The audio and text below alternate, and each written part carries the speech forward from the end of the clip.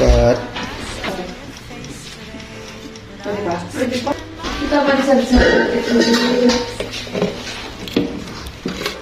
masarap siya. Gusto ko yung ganito.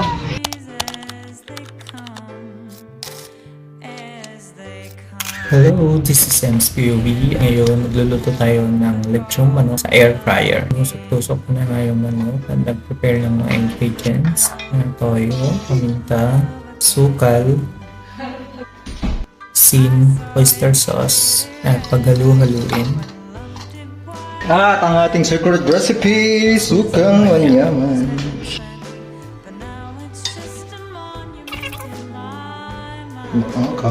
At isalpa Pang malakasag lemongrass. Hala, maliit po ang ating manok.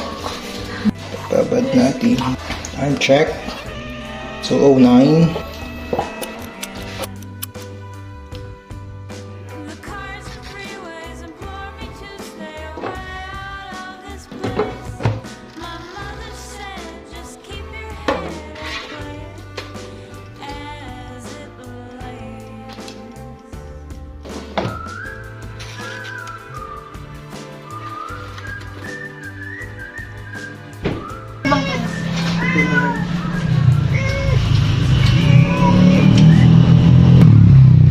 Masarap siya. Gusto ko yung ganito. Hindi matamis. Sarap ng pagkakatimplan. Or bumili sa Needs to Go. Crunchy.